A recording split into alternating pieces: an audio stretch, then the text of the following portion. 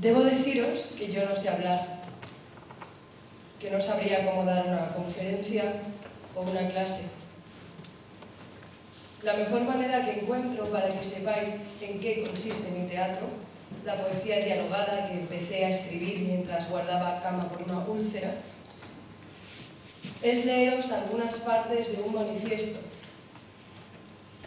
Lo titulé 32 puntos para un nuevo teatro. Y lo publiqué en 1968 en la revista que dirigía junto a mi gran amigo Alberto Moravia. Escuchad.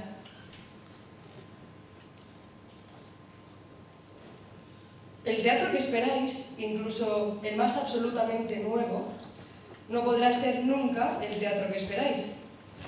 De hecho, si esperáis un nuevo teatro, lo esperáis necesariamente en el ámbito de las ideas que ya tenéis. Además, lo que esperáis, de algún modo, ya está ahí. No hay nadie entre vosotros que ante un texto o un espectáculo pueda resistir la tentación de decir «esto es teatro» o al contrario, «esto no es teatro».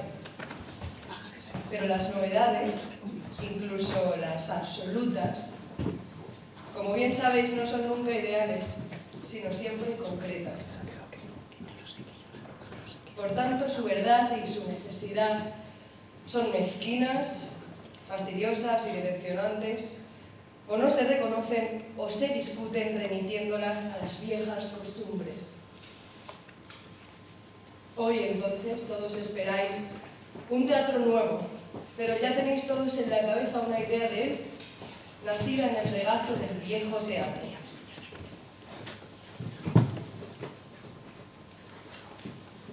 Los destinatarios del nuevo teatro no serán los burgueses que componen generalmente el público teatral. Serán, en cambio, los grupos avanzados de la burguesía.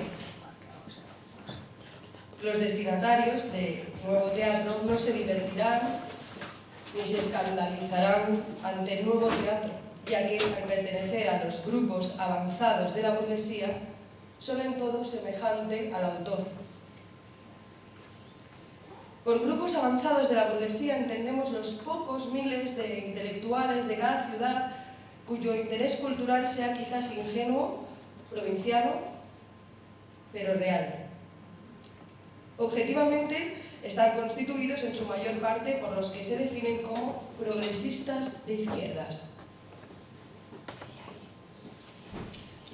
El nuevo teatro no es entonces ni un teatro académico, ni un teatro de vanguardia.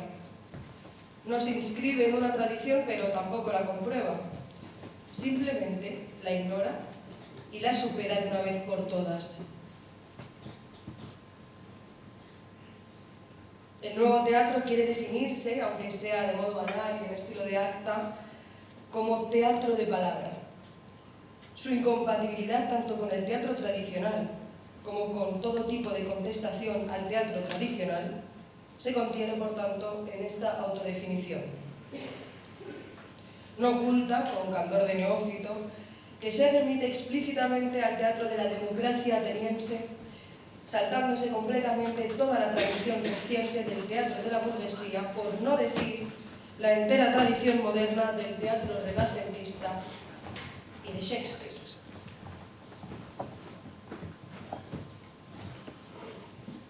Venid a presenciar las representaciones del teatro de palabra con la idea de que debéis escuchar más que ver, restricción necesaria para comprender mejor las palabras que vais a oír y, por tanto, las ideas que son los personajes reales de este teatro. El teatro de palabra busca su espacio teatral no en el ambiente, sino en la cabeza.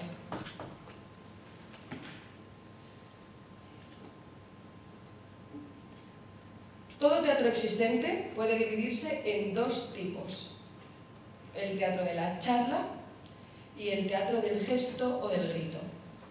Para que nos entendamos enseguida, el teatro de la charla es aquel teatro en el que la charla, precisamente, sustituye la palabra. Por ejemplo, En lugar de decir sin humor, sin sentido de lo ridículo y sin buena educación, quisiera morir, se dice amargamente buenas noches. El teatro del gesto o del grito es aquel teatro en el que la palabra ha sido completamente desacralizada, o mejor aún, destruida a favor de la presencia física pura. El nuevo teatro se define de palabra por oponerse al teatro de la charla, que implica una reconstrucción ambiental y una estructura espectacular naturalistas, y por oponerse al teatro del gesto o del grito, que contesta al primero destruyendo sus estructuras naturalistas y desconsagrando sus textos, pero del que no puede abolir el dato fundamental, o sea, la acción escénica, que él lleva, por el contrario, a la exaltación. De esta doble oposición emana una de las características fundamentales del teatro de palabra, es decir, como en el teatro ateniense, la falta casi total de acción escénica. Tal falta implica naturalmente la desaparición casi total de la puesta en escena, luces, vestuario, etc. Todo esto quedará reducido a lo indispensable. Técnicamente, el espacio teatral será frontal, texto y actores ante el público. La absoluta igualdad cultural entre esos dos interlocutores que se miran a los ojos garantiza una real democracia escénica.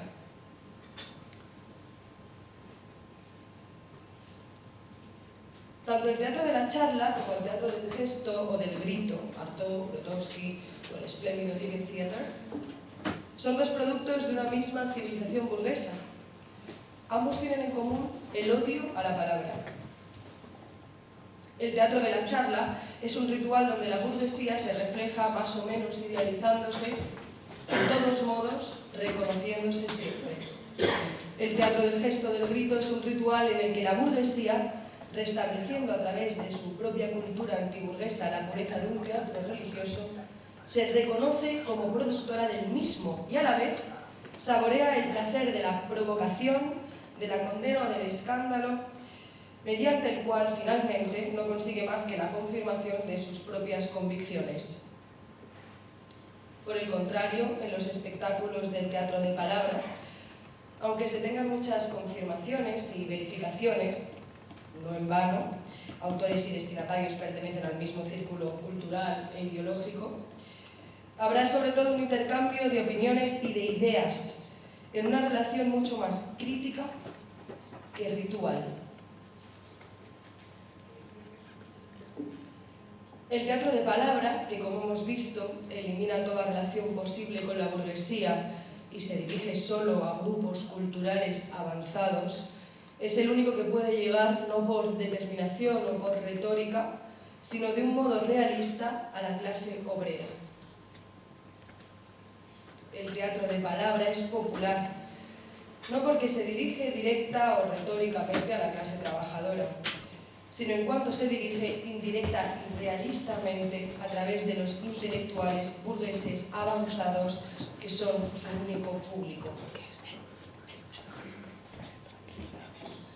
El actor de teatro de palabra ya no tendrá que sentirse físicamente portador de un verbo que trascienda la cultura en una idea sacral del teatro. Tendrá que ser simplemente un hombre de cultura.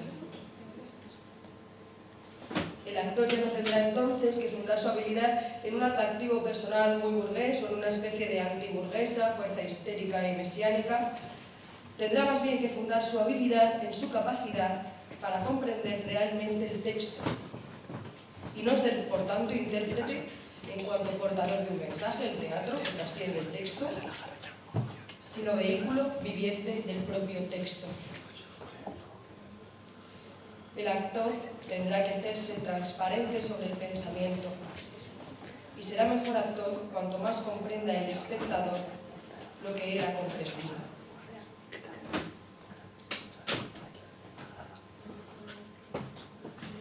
El teatro es de todos modos y en cualquier caso, en todo tiempo y lugar, un rito. Desde una perspectiva semiológica, el teatro es un sistema de signos cuyos signos, no simbólicos sino icónicos, son los mismos signos de la realidad. El teatro representa un cuerpo mediante un cuerpo, un objeto mediante un objeto, una acción mediante una acción. Naturalmente, a nivel estético, el sistema de signos del teatro tiene sus códigos particulares, pero a nivel puramente semiológico le sucede lo mismo que al cine. No se diferencia del sistema de signos de la realidad.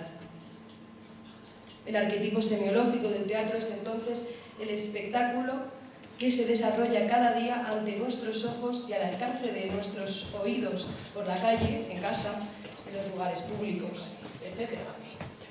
El rito arquetipo del teatro es, por tanto, un rito natural.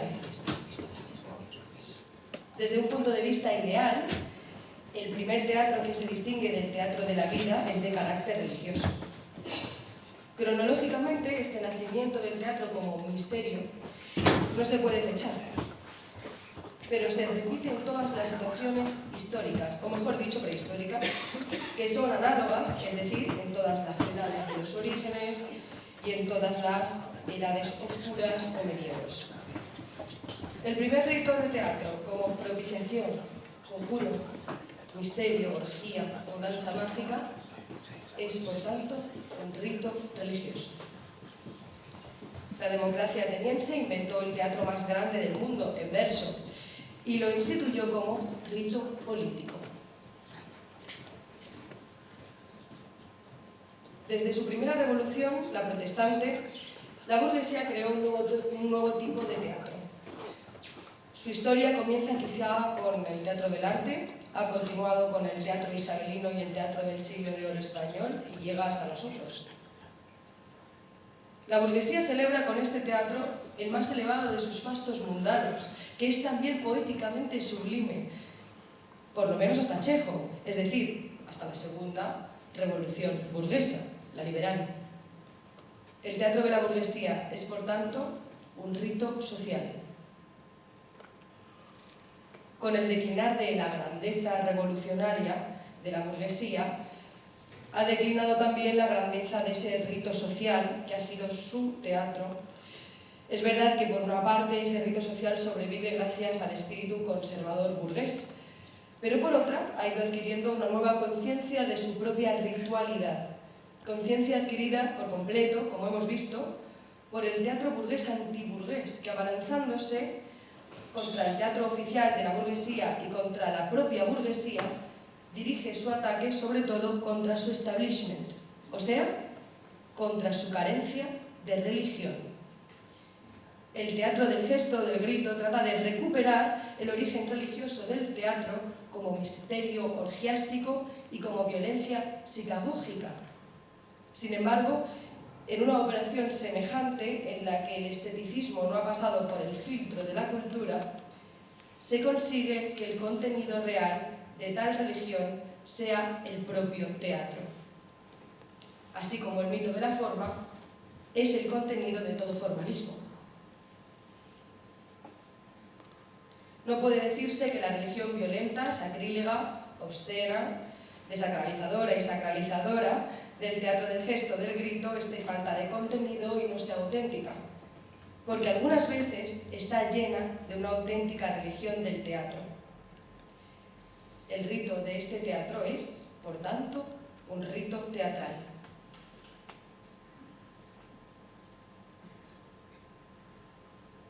El teatro de palabra no reconoce como propio ninguno de los ritos enumerados.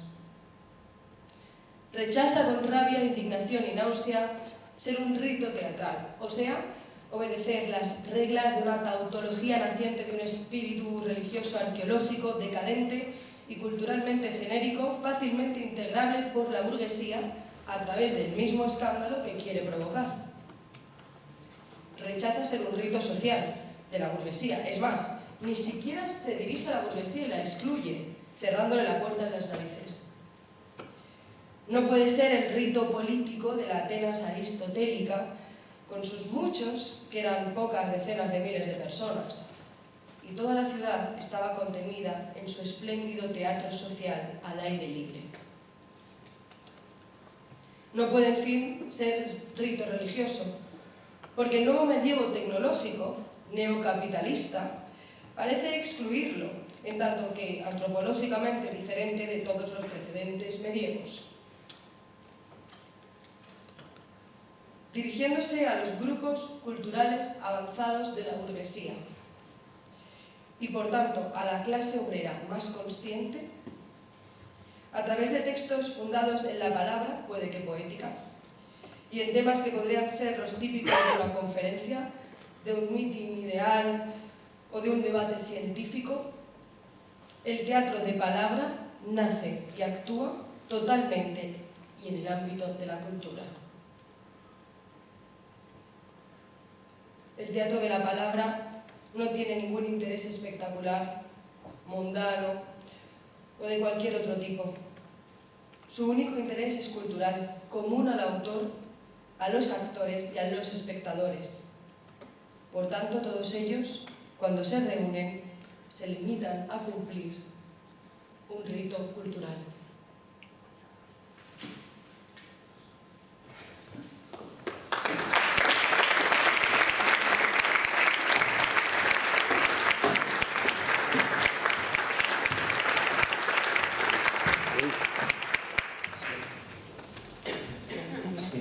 Buenas tardes a todas y a todos.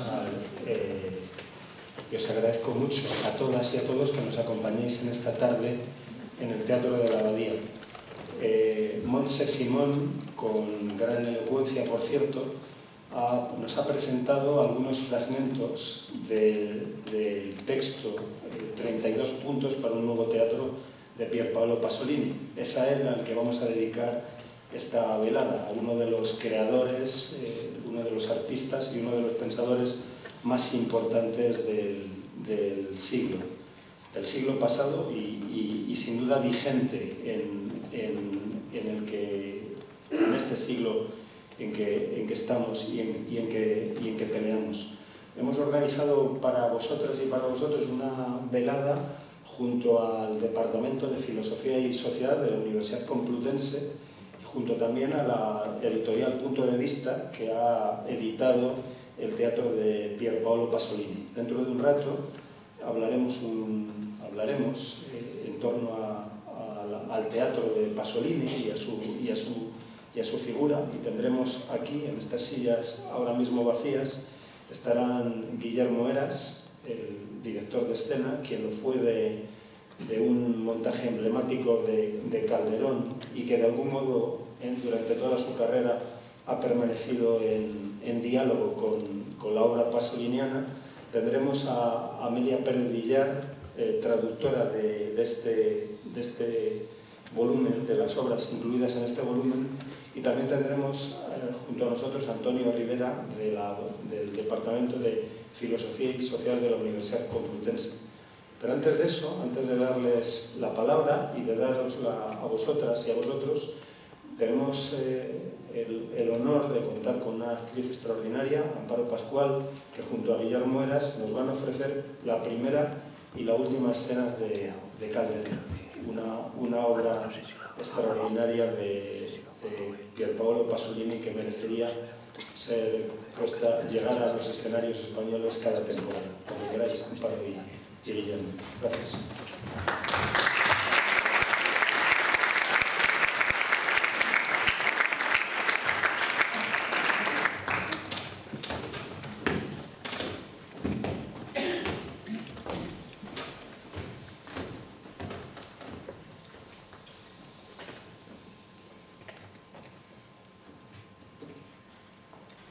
Estoy aquí para decirles unas palabras introductorias. El autor me ha encargado que les explique, antes de nada, que él, cuando escribe, solo puede hacer uso de las experiencias que ya ha vivido y no de las que está viviendo ni de las que vivirá. Espera, claro está, que su pasado no sea tan remoto y que en las experiencias del pasado todavía recientes se incluyan las que aún quedan por vivir, aunque solo sea como premisa o posibilidad. Quiere el autor asimismo disculparse, especialmente con los expertos de esta nueva época que ahora da comienzo, presentes en este teatro, y que incluso siendo de su misma edad, están tan informados sobre el presente y las posibilidades del futuro que consideran decrépitas las experiencias vividas el año pasado. Eso por no hablar del lenguaje con que las expresan. Sean pacientes estos entendidos, sean también pacientes los colegas del autor, esos que también saben ir al ritmo de los tiempos, que naturalmente, sin maldad alguna, asustan con su saber tan actual a quienes, ofuscados por el ansia, se ven obligados a tener en sus relaciones con el mundo una paciencia enorme y una gran fuerza para soportarlo todo. Solo las personas sanas, sin achaques, pueden vivir de cara al futuro. El resto, las que están enfermas y llenas de dolores, están ahí a medio camino, sin certezas, sin convicciones, y quizás ahora, al menos en parte, siguen siendo víctimas del conformismo y de los dogmas de una historia aún más antigua contra la que tanto han luchado. Y si luego participan en alguna lucha nueva, lo hacen sin fe, sin optimismo, enarbolando banderas que cuelgan como trapos. Así al menos es en esta noche de 1967. ¡Basilio! ¿Qué ocurre, amor? Habla. ¿Qué miras fijamente? ¿Qué tienes frente a ti? Basilio, esta vez... ¿Esta vez qué? Tienes ojos dichosos y el rostro arrobado de felicidad. Sí, soy feliz, Basilio. Feliz. Esta vez sí me acuerdo de mi sueño. Pero no soy feliz tanto por esto como por eso que mi sueño ha dicho. Pues, cuéntalo. Mi verdadera vida no transcurre en un palacio, ni en una torre, ni en una casa pequeña burguesa. Mi verdadera vida ocurre en realidad en un campo de exterminio, en medio del hielo tenebroso. En la amplia estancia donde soy reclusa, entra un poco de sol que refleja la nieve. Fuera ladran perros. La SS escucha su gramófono. Sobre torres de catres en hilera están los condenados, blancos como la cal, sobre cubiertas grises de polvo congelado. Tienen los brazos fuera, abandonados, esos bracines secos. No puedo levantar sus cráneos enormes, descarnados. Y miran como perros que no saben por qué no consiguen moverse. Miran todos a un punto en el que tal vez aparezca alguien que, fuerte y libre, pueda mirarles a ellos. Y deben prepararse para el recibimiento. En las bolsas donde se hunden sus ojos, en el claustro saliente de los dientes, vaga una cosa que no puedo explicar. Una sonrisa. Yo estoy también allí, un esqueleto blanco ya casi sin cabello, en la litera. Tengo las piernas desnudas y sutiles como las de un feto. Solo son gruesos los nudos de los huesos de las rodillas. Tengo las mejillas descarnadas, apoyadas sobre la tela del cabecero, donde antes que yo estuvieron otros que ahora están muertos. Tengo asidos como algo de valor esos objetos que me pertenecen, algún trapillo, una fotografía, y también yo, con los huesos blancos del cráneo, sonrío. Ya no somos humanos, ni siquiera nos queda la vida saltarina de los animales, somos cosas de las que los demás disponen.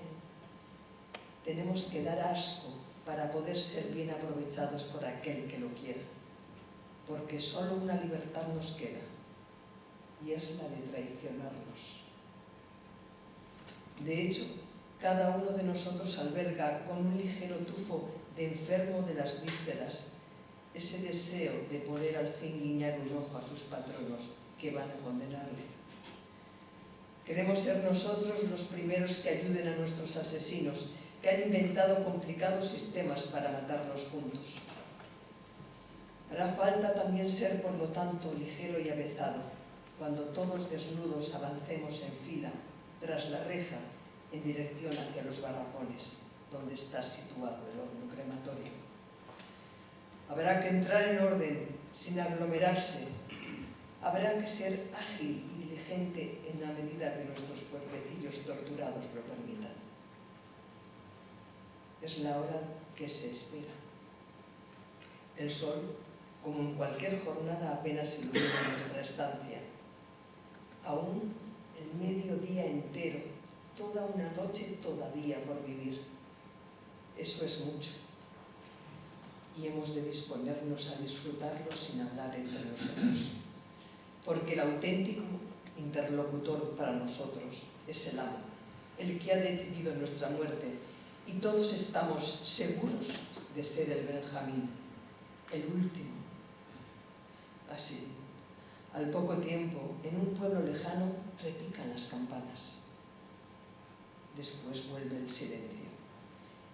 Del sol ya solo queda una última traza despistada sobre el muro enmohecido. Es extraño, pero el silencio se prolonga cuando habitualmente hacia esta hora los soldados comienzan inocentes sus juegos. Durante media hora, una hora se puede prolongar ese silencio. Y después, cuando aún no se ha disipado del todo el último residuo de esa luz, se siente un canto, pero un canto distinto. No es el de los sicarios ni el de los ángeles de estos, nuestros amos. Es un canto que oía yo de niña cuando España era libre y en sus municipios ondeaban las banderas rojas. Ese canto se acerca, se va haciendo distinto. Hay un número inmenso de personas cantando. Es como una marea que avanza y que invade poco a poco el campo de concentración. Ahí está. Retumba entre los muros de nuestro barracón y entonces las puertas se abren abatidas, entran cantando los trabajadores, llevan banderas rojas en los puños cerrados con la hoz y el martillo, el fusil encarado, llevan pañuelos rojos anudados al cuello, sobre el cuello ennegrecido del mono de trabajo, llevan ropas, abrigos, alimentos. Todos se acercan y nos abrazan y besan nuestros rostros sin carne, las carnes putrefactas. Vuelven a levantarse, nos sostienen como hacen los hermanos, nos dan la ropa, ayudan a ponérnosla, nos ofrecen comida y vierten para nosotros en la cantimplora el vino. Bebemos todos juntos y brindamos, y si a nosotros se nos saltan las lágrimas, ellos lloran también y de alegría. Se giran a abrazarnos, sois libres, nos repiten, como si no estuviéramos en condiciones ya de entender las palabras. Sois libres. Es un sueño bellísimo, Rosaura. De verdad, un bellísimo sueño. Pero creo, y es mi deber decírtelo, que justo en este instante da comienzo la auténtica tragedia. Porque de todos los sueños que has tenido o tendrás, puede decirse que podrían ser también realidad. Pero en este caso, con lo de los obreros, no hay duda, no es más que un sueño, y sueño seguirá.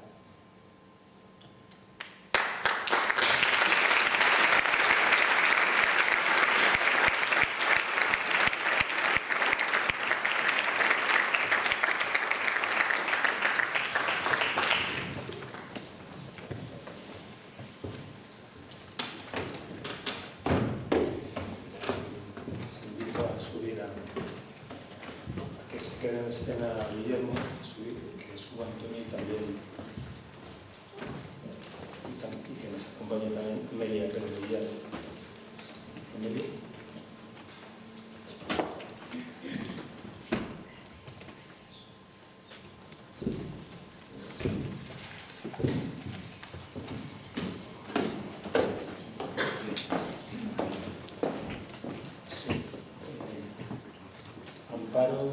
Amparo Monse, ha sido un enorme regalo el que nos habéis hecho entregándonos en vuestras voces la palabra desafiante e inteligente, siempre a contracorriente de Pierpaolo Pasolini. Y ahora iniciamos una conversación que, como he dicho, contamos con Guillermo Heras, el director de escena y dramaturgo, Amelia Pérez Villar, traductora de este teatro completo, y Antonio Rivera, filósofo y director del Departamento de Filosofía y Sociedad de la Universidad Complutense. Tomaremos la palabra durante un rato y luego quizá conversemos un poco entre nosotros, pero acaso lo más importante sea atender a vuestras sugerencias, a vuestras preguntas, a vuestros comentarios. Y asumo yo la responsabilidad de abrir esta conversación leyéndoos, excusarme, unas notas que podrían a las que dio el título de El fracaso del teatro de Pasolini. El fracaso del teatro de Pasolini. Y dicen así: ¿por qué estoy aquí yo y no Homero?, pregunta la sombra de Sófocles cuando se aparece al febril protagonista de La Fabulazione. Repito, a un febril personaje, la sombra de Sófocles pregunta: ¿por qué estoy aquí yo y no Homero? Lo que la sombra de Sófocles pregunta es, en realidad, ¿por qué quien está contando esa historia, es decir, Pasolini, ha elegido no un poema sino una tragedia? No palabra escrita para ser leída, sino palabra escrita para ser interpretada por el actor ante el espectador. La propia sombra de Sófocles ofrece una razón. Contesta la sombra de Sófocles a esa persona con cielo. En el teatro, la palabra vive una doble gloria. Jamás llega a ser tan glorificada. ¿Y por qué? Porque es al tiempo escrita y pronunciada. Es escrita como la palabra de Homero, pero también es pronunciada como las palabras que intercambian dos hombres trabajando, o una pandilla de chicos, o las chicas en el lavadero, o las mujeres en el mercado, como las pobres palabras, en fin, que se dicen cada día y vuelan con la vida. No hay nada más hermoso que las palabras no escritas, y en el teatro se habla como en la vida. Al arte de las palabras que son escritas para ser pronunciadas, para ser habladas como en la vida, dedicó Pierpaolo Pasolini no poco esfuerzo. En 1966, convaleciente de una enfermedad, escribió 6 textos teatrales: Calderón, A Fabulazione, Pílade, Porcile, Orgia y Bestia da Stile, que no dejó de revisar en años posteriores. Pasolini declaró haber concebido aquellas piezas bajo el impacto de los diálogos platónicos que acababa de releer y cuya belleza lo habían perturbado. Lo hizo también, sin duda, en permanente escucha de los trágicos griegos. Aquellas 6 obras constituyen una apuesta cuyo ambicioso horizonte y cuyo carácter polémico frente al teatro hegemónico de su tiempo gana en evidencia al ser leídas junto al Manifiesto por un nuevo teatro, o junto a estos 32 puntos por un nuevo teatro que Pasolini dio a luz en esos mismos años. El Manifiesto, sus 6 piezas teatrales, el empeño que puso en revisar estas una y otra vez, muestran que para Pasolini el teatro no fue una aventura en los márgenes de su actividad creadora, sino una misión fundamental en el núcleo mismo de su obra. Quien ya había rodado a Catone, Evangelio según San Mateo y Uccellacci e Uccellini, se entrega a la búsqueda de un teatro de la palabra que constituye un rito cultural distante tanto de lo que él llamaba teatro de la charla como de lo que conocía como teatro del gesto o del grito. Se entrega a una búsqueda de un teatro antiespectacular, de mínima acción escénica y dominado por las ideas en la medida en que éstas debían ser, dice él, los personajes reales del teatro. El singular, radical empeño de Pasolini parece haber fracasado, no solo porque sus piezas se hayan encontrado raramente con ese espectador al que su autor aspiraba, sino porque en los escenarios, me parece, apenas se reconoce el teatro de la palabra que Pasolini anheló. El fracaso del proyecto teatral de Pasolini no puede ser disociado, creo, del proyecto antiburgués al que él lo vinculó. Las derrotas de ambos ya habían sido previstas, me parece, por el Basilio de Calderón. No presume el burgués pasoliniano reescritura del monarca calderoniano, de que el poder no solo encierra, sino también decide cuándo y dónde despertará el cautivo?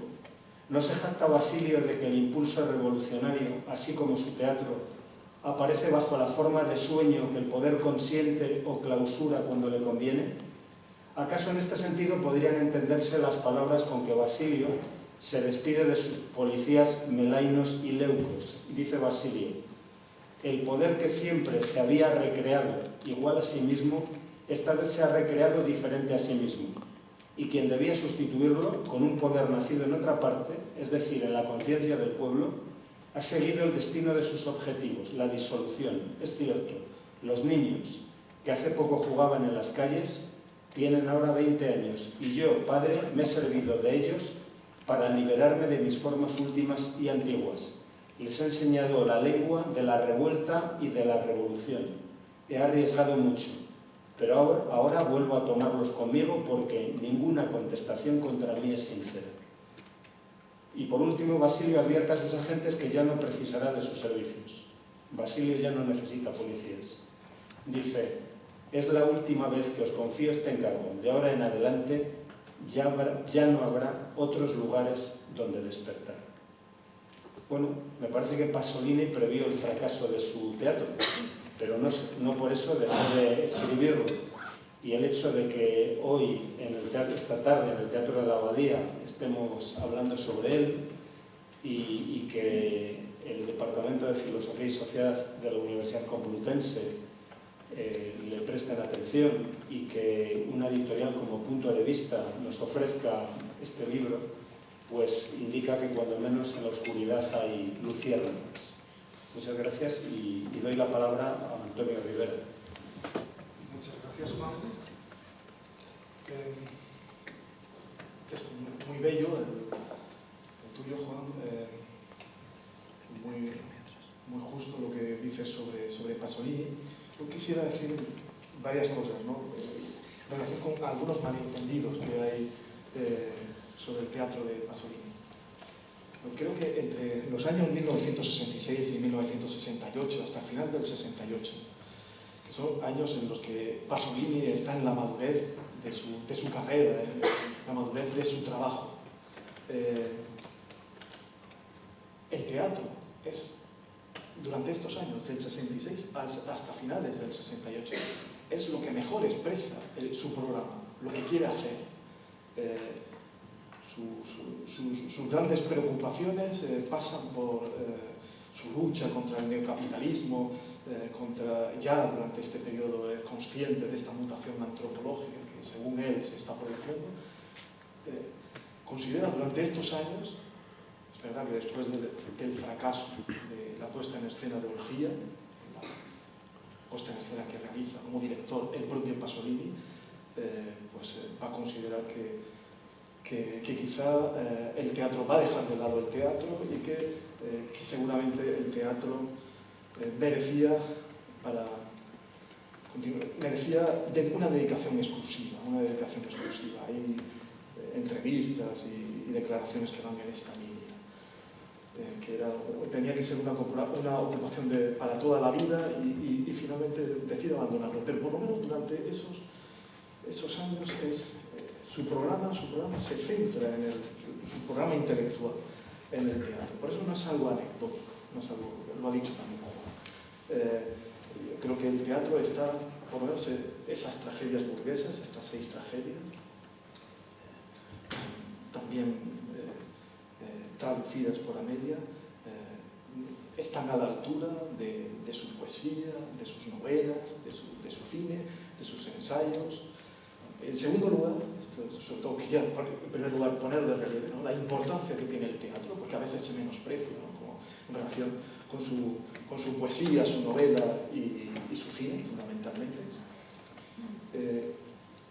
En segundo lugar, creo que es importante tener en cuenta que esas 6 tragedias no es a veces el propio Pasolini también fomentaba que creyéramos esto, ¿no? Como que durante un tiempo cae enfermo, tiene una úlcera, se le ocurre, realiza una serie de lecturas, los clásicos griegos, de Platón, los diálogos platónicos, y se le ocurre realizar estas tragedias en verso.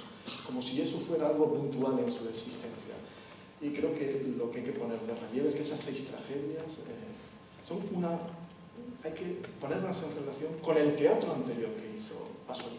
Desde que era adolescente sintió la necesidad de expresarse a través del teatro. Ya a los 16 años escribió una primera obra, La sua gloria, en el año 1938, en el que es adolescente. Y desde entonces siguió realizando obras de teatro. Seguramente la obra más conocida, fuera de estas 6 tragedias, se titula Nel 46, que es una obra a la que recibió diversos títulos, a la que estuvo entregado casi durante 20 años, estuvo escribiéndola durante mucho tiempo.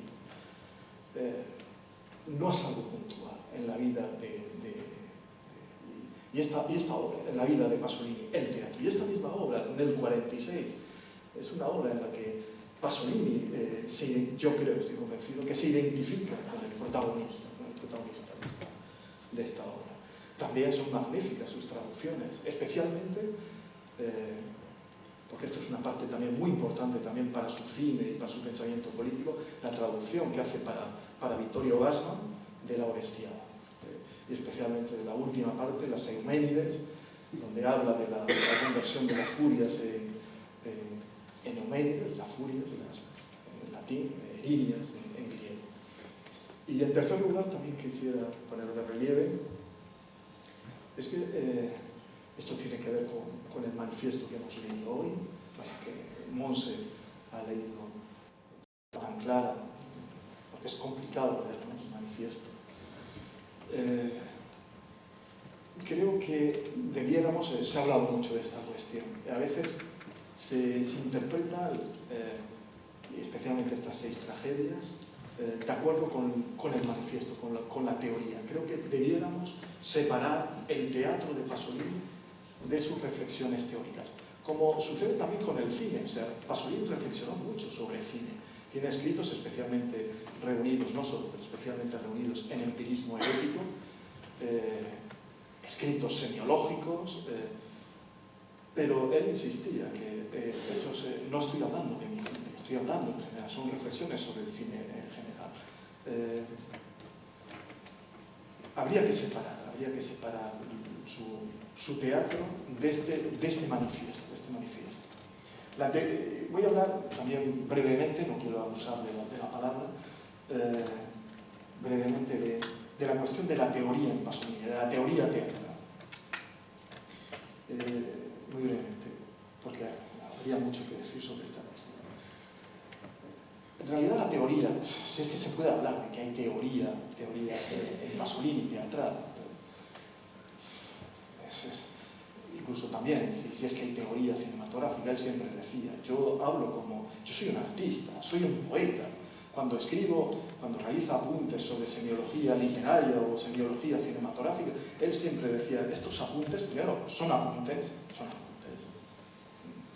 y son apuntes en poète, lo decía así en francés, propios de un poeta, de un diletante, aunque a veces las cosas que puede decir un diletante son más profundas que las que dice un académico.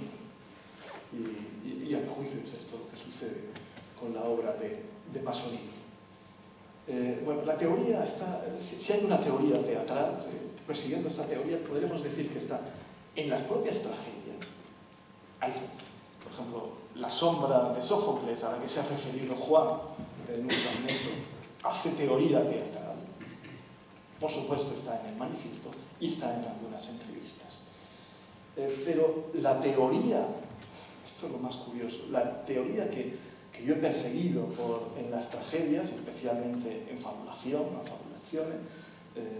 con esas, lo que dice la sombra de Sófocles, contrasta y a veces contradice lo que dice Pasolini en el manifiesto, en este manifiesto por un teatro nuevo, en estos 32 puntos.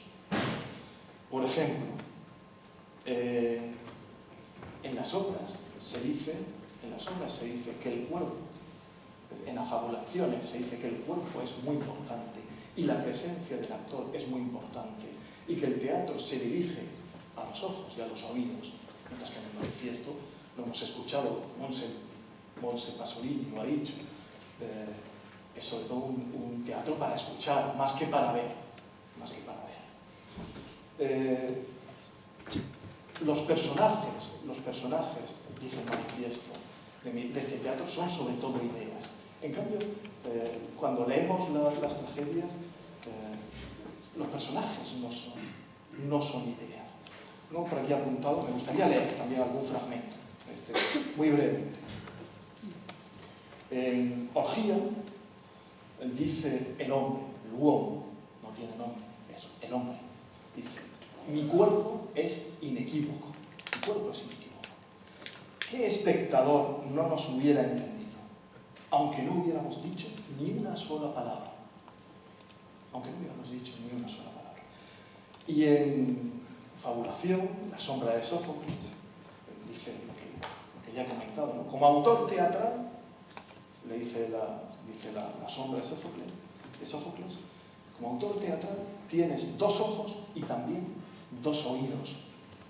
A estos, quieras tú o no quieras, me dirijo, a tus ojos y a tus oídos. En el teatro la palabra vive una doble gloria, porque es a la vez escrita y pronunciada, no solo escrita, también pronunciada.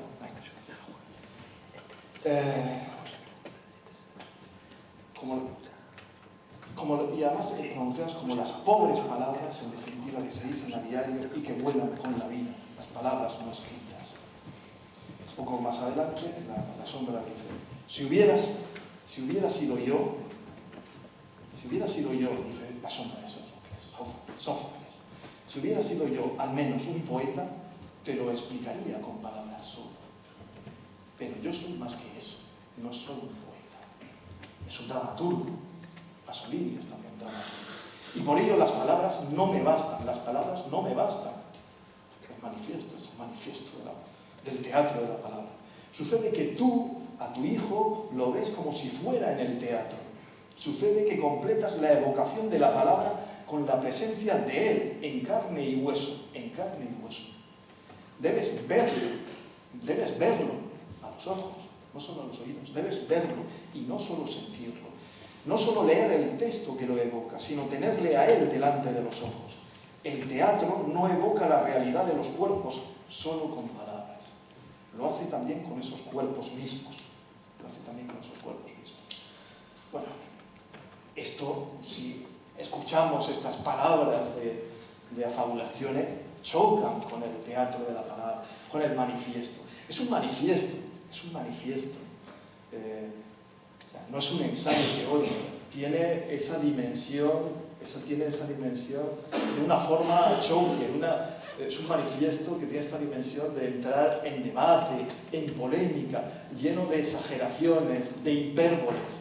Además, hay que situarlo en un contexto de estos años, los años 60, en los que en Italia hay una infinidad de manifiestos, especialmente un manifiesto más relevante es uno que se publica en el año 66, en el contexto del convenio de Ivrea, que reúne a las neovanguardias italianas del momento, también un manifiesto por un nuevo teatro de vanguardia, y enseguida habrá otros manifiestos, uno de Giorgio Strehler, poco tiempo después, otro sobre el vientre del teatro de Giovanni Testori. En ese contexto escribe Pasolini, que hay múltiples manifiestos sobre el teatro, escribe el manifiesto. Pero el más importante es este, que se publica en el 66, en el contexto del convenio de Ivrea. Porque enseguida, en fin, es un manifiesto en el que, entre otras cosas, se dice, leo, entre comillas, el teatro debe poder llegar a la contestación absoluta y total, dice ese manifiesto. Enseguida, Alberto Moravia, que no era muy sensible a la vanguardia, como quizá tampoco el propio Pasolini, va a escribir un texto que se llama precisamente La cháchara, o el teatro, o la charla, perdón, la cháchara, me gusta más esta expresión, la cháchara en el teatro, donde en cierto modo suministra Alberto Moravia las que son las categorías que va a utilizar Pasolini, aunque a mi juicio con más sutileza Pasolini en el manifiesto de la palabra, a pesar de ser un manifiesto que en el fondo también está hecho eso para gritar y en el que no está ausente la exageración, la hipérbole. Bueno, dice, Moravia divide el teatro también en dos. Dice el teatro en dos. El teatro de la cháchara simbólica, e incluye autores que seguro que todos amamos, o casi todos, como no solo Chejov, o sea, dentro de la cháchara simbólica, no solo Chejov, como hace Pasolini cuando habla de la charla, del teatro de la charla, se incluye también nada más ni nada menos que a Beckett. Porque especialmente ese artículo de Alberto Moravia es un artículo contra Beckett que en este contexto de los años 60, sobre todo de la segunda mitad de los años 60, pues es un autor que tiene una gran relevancia en el mundo teatral italiano, bueno, en Italia y obviamente en el resto de Europa. Pero es un autor que no le gusta a Moravia. Habla de Chejov, de Beckett y de Ionesco, dentro del teatro de la cháchara simbólica, que acaba en el silencio. Mientras que el teatro que le gusta a Moravia es el que le llama teatro dialéctico o trágico. Y en el fondo es esto, es un teatro de la palabra, un teatro del texto. Luego dice algo más también Moravia, dice que todo eso que tiene que ver con el ballet, la pantomima, el tableau vivant, etcétera, etcétera, todo eso no es teatro, eso es espectáculo. En cierto modo, gran parte de las cosas que dice Pasolini en torno al teatro del grito, el teatro del gesto, tendría que ver con esto.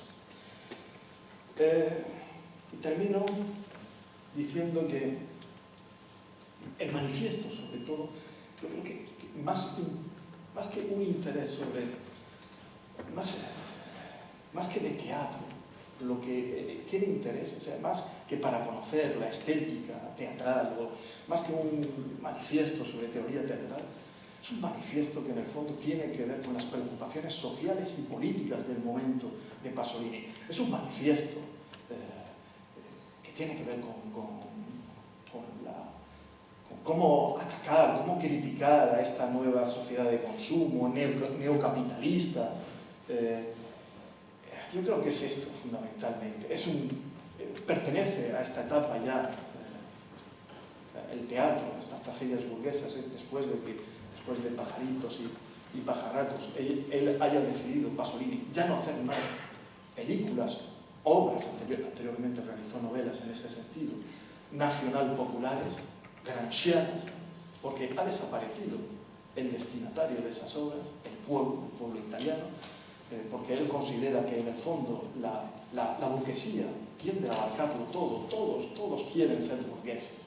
Entonces son tragedias dedicadas como obviamente también la película Teorema, que es contemporánea a esta producción, y son tragedias realmente burguesas, porque los protagonistas son burgueses y los destinatarios también son burgueses. Son historias aberrantes, protagonizadas por burgueses. El teatro de la palabra debe ser espejo, reflejo de esa clase social, pero también el público de ese teatro de la palabra es la burguesía. Él dice que, como hemos escuchado a Monse, que son los grupos avanzados de la burguesía. Es sorprendente esto. ¿Y quiénes son los grupos avanzados de la burguesía? Sobre todo es sorprendente si tenemos en mente que esto es un manifiesto del año 68, que poco antes había escrito ese famoso poema del Petit ai giovani, del Partido Comunista a los jóvenes, que luego el Corriere della Sera publicó con el título Queridos estudiantes, os odio, que eso nunca Pasolini lo diría, nunca. O sea, cuando después de las representaciones de orgía Pasolini se quedaba con el público y entraba a debatir, a charlar con ellos, en esas conversaciones siempre lo dejó claro para Pasolini. Esos grupos avanzados de la burguesía para Pasolini eran el movimiento estudiantil, eran los estudiantes, a pesar de que se puede pensar otra cosa, ¿no? De que Pasolini, queridos estudiantes, os odio. De ninguna manera, incluso hay fragmentos de esas charlas y otras entrevistas que Pasolini llega a decir, lo que para mí fue la resistencia antifascista, yo reconozco que para vosotros, mi público, para vosotros es el movimiento estudiantil. Y lo que tiene como de pedagogía y de impulso de nuevos ideales, lo que tuvo para mí la resistencia, lo tiene para vosotros este movimiento estudiantil. Teatro de la palabra, desde luego, porque el medio de expresión, pensaba que el cuerpo, sobre todo ya en esta época, es el medio de expresión del subproletariado, luego después incluso ni siquiera cuando acude de la trilogía de la vida, pero el medio de expresión de la burguesía obviamente es la palabra, pero no la palabra, o sea, eso sí, es una palabra en verso, una palabra que salta literatura, no la palabra degradada que se está imponiendo en esta sociedad neocapitalista, en esta sociedad de consumo, que es la palabra de los nuevos lenguajes tecnológicos, económicos, que cada vez está llegando a más ámbitos, a la prensa, a la televisión, incluso a la universidad. Es la palabra que aparece en sus obras, es la palabra que tiene que ver con lo que fue durante un tiempo el gran medio de la burguesía, la alta literatura con la cual intentó construir la burguesía una cultura nacional. Y esta es una de las contradicciones quizá que aparentes y seguramente aparentes, ¿no? O sea, es un teatro aristocrático, o sea, porque está solo dirigido, no a todos, está dirigido a los grupos avanzados de la burguesía, por tanto, para élites. Un teatro difícil, un teatro que exige un esfuerzo por parte de los espectadores, un teatro que parece aristocrático. Y al mismo tiempo dice que este es el teatro más democrático, aristocráticamente democrático, porque dice que en la situación actual, la única manera en la que haya igualdad entre el actor, lo ha dicho Monse, ¿no? Leyendo a Pasolini, Monse Pasolini. La única manera de que haya igualdad, esto es democracia es igualdad, una situación de igualdad entre autor, esto Benjamin decía muchas cosas, ¿no? El autor como productor, insistió mucho en estos temas. La única manera es este teatro, la única manera de que haya una igualdad entre el autor, el espectador y desde luego el actor. El actor tiene que ser un actor crítico, un actor intelectual, un actor que no sea mero instrumento, que comprenda bien el texto. Todos los que estamos ahí presentes en estas representaciones, actor y público, pertenecemos a la misma, tenemos una cultura semejante y hay una igualdad entre nosotros que no se da en esta época en la que imperan las artes de las masas. Termino con esto, ¿no? Diciendo que en varias entrevistas de estos años, del 66 al 68, incluso en el 69 todavía está diciendo esto, especialmente en una maravillosa entrevista que estuvo inédita durante mucho tiempo y que la concedió en su estancia en Nueva York. Dice Pasolini, le dice al entrevistador: ¿sabes por qué he elegido el teatro? He elegido el teatro, lo voy a leer. Lo que me ha hecho, lo voy a leer, son las palabras de Pasolini, traducidas por mí de forma torpe. Lo que me ha hecho ir hacia el teatro es que, por definición, nunca podrá convertirse en un medio de masas. Nunca podrá convertirse en un medio de masas. Con independencia del número de espectadores que asisten a una representación teatral, nunca tendrán nada que ver con las masas. Podría decir lo mismo de la poesía. Sé que la poesía no es un producto de consumo. Los sociólogos se equivocan cuando piensan que el sistema avala y asimila todo. Bueno, después de leer fragmentos de este tipo, comprendemos que su teatro, que sea también un teatro, este teatro deba ser en verso, porque es el teatro más inconsumible, o el teatro más alejado de este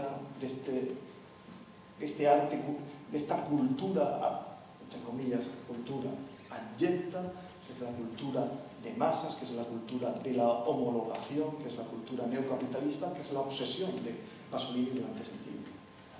Muchas gracias. Gracias, Antonio.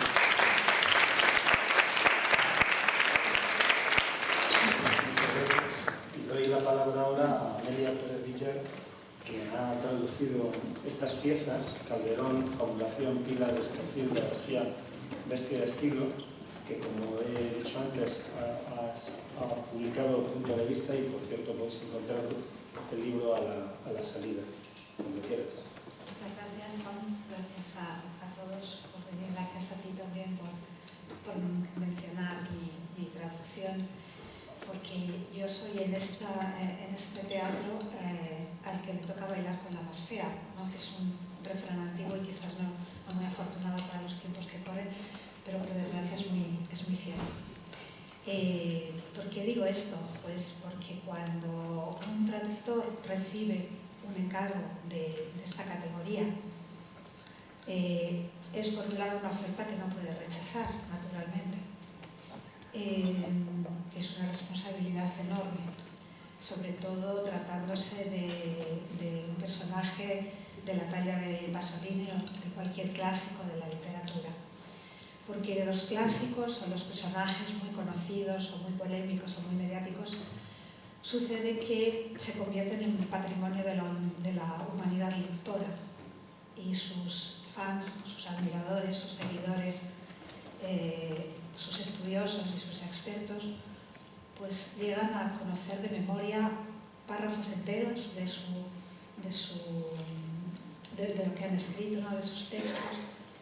Y en muchas ocasiones cuando llego yo, que soy un poco el último eslabón de la cadena, y digo, con las herramientas que tengo, que son muy poquitas, ahora lo explicaré, digo, Diego, siempre viene alguien a rebatirte, ¿no? O a corregirte, o a decir por qué has hecho esto, a pedirte cuentas un poco, ¿no? Porque soy el último eslabón de la cadena. Bueno, pues porque el primero es el autor, obviamente, el primero es la figura que nos reúne aquí a todos. A todos vosotros que sabéis mucho más de él que yo, por fortuna, porque yo creo que como traductor no es recomendable saberlo todo del personaje, hay que saberlo justo. ¿Y por qué digo esto? Porque para bien o para mal no es el primer autor ultra conocido que traduzco, y tampoco fue el último. Después de él han venido otros. Cargo con esa responsabilidad de contentar a todos, algo que no es posible. Cargo con una contradicción casi pasoliniana, que es la del propio oficio, ¿no? Y la propia actividad de traducir, que es aspirar constantemente a la perfección, entendido esto como la redondez, como lo absoluto, como lo homogéneo, lo inviolable y lo definitivo. Aspirar a eso, que nunca es real, ni existe nunca, partiendo de la base de que no lo vas a conseguir. O sea, partes de una frustración metafísica ya cuando te pones delante del ordenador. Yo manejo la palabra, esa es mi herramienta, es la materia prima de la que me valgo, y en ese sentido parece que tengo todo de cara, ¿no? Con Pasolini. Si tengo la palabra, seré capaz de traducir, dicho esto en sentido amplio, de trasvasar, de trasladar, de verter su palabra, su discurso a un idioma que muchos de sus admiradores no hablan, o no dominan, o no conocen, ¿no? Entonces, debo asumir que tengo que rechazar esta oferta porque no voy a ser capaz de hacerlo. Debo decir, acepto el reto, acepto el guante, porque es un proyecto maravilloso y porque quiero servir de comunicador, quiero servir de medio para trasladar ese mensaje de una persona que no hablaba castellano o no del todo a una serie de lectores o de espectadores que no hablan italiano o no entienden italiano o no del todo, o no quieren hacerlo, que también es legítimo. Muchas veces el lector y el espectador de una película o de una obra de teatro quiere oír las voces originales, pero otras prefiere dejarse llevar, porque el hecho de enfrentarnos a algo conocido nos permite recrearnos, nos permite dejarnos llevar, nos permite relajarnos y no estar pendientes de cosas elevadas, eruditas. ¿Y qué hacemos con esto? ¿Qué logramos con esto? Pues logramos que en este caso Pasolini, nos entren, nos penetren, ser permeados por él, vernos empapados por él. Y eso es cómodo, pero sobre todo nos da la posibilidad de dejarnos llevar, bien por lo que nos ofrece la palabra escrita. Era ahí otra de mis dualidades como traductora, que tenía que traducir un texto para leer, pero también, quién sabe si para oír, para verlo representar. Para mí ha sido particularmente emocionante ver la lectura y la interpretación que habéis hecho, Guillermo y Mercedes, porque yo no suelo leer después de publicadas las traducciones que he hecho. Ya entiendo que, como decía Edith Wharton, hecha la criatura a los lobos, deja de pertenecerme y os pertenece a vosotros.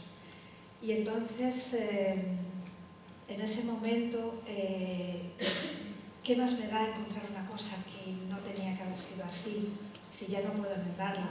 ¿De qué sirve? ¿De qué sirve? Nada de eso. Ya está ahí, está impreso, está publicado. ¿Es mejorable? Probablemente. ¿Me importa? No, ni me importa ni me preocupa. Esta es mi versión, esto es lo que yo os traigo con lo que yo soy capaz de hacer, con esta actitud que decidí tomar no hace mucho, pero sí antes de Pasolini, de abordar cada texto de la manera más blanca posible, desde la ingenuidad, no una ingenuidad de la no sabiduría o de la ausencia de información, sino de la capacidad de ser curioso, ¿no? de dejarme llevar por lo que yo percibo como persona que conoce un poco ese lenguaje, porque es imposible conocerlo todo siempre. Yo siento algo que quiero que sientan vosotros, ¿no? Las personas que lean este Pasolini de punto de vista y de Amelia. Quiero que sintáis en la medida de lo posible lo mismo que he sentido yo. Yo sé que habrá personas extraordinariamente eruditas y personas que le conozcan muy bien, que le han estudiado, que le han leído, que lo saben de memoria y que me puedan decir, aquí no has atinado, ¿no? O todo lo contrario, aquí has hecho algo maravilloso. Pues yo creo que si sucede eso, ese será mi triunfo realmente. Mi triunfo, el de la edición de un volumen como este que lo aúna todo, que me parece precioso en unos tiempos que corren como los actuales, donde todo es inmediato, desechable, donde todo es digital, líquido. Me parece maravilloso que tengamos la oportunidad de poder conservar un objeto de esta manera. Siempre, naturalmente, convencidos de que tenemos la posibilidad de conservarlo tal como está, petrificado o congelado, o conservado así en papel y en tinta, pero que tenemos la posibilidad de al leerlo seguir dejándonos llevar por la curiosidad, no, una curiosidad infantil, como tú, Juan, dijiste no hace mucho en tu discurso del Príncipe de Asturias, por el que te felicito. Los niños saben que hay una vinculación entre el juego, la palabra y el milagro. Si he conseguido un poco de esto, pues me alegro, me iré muy contenta de aquí. Y si no lo he conseguido, seguiré intentando.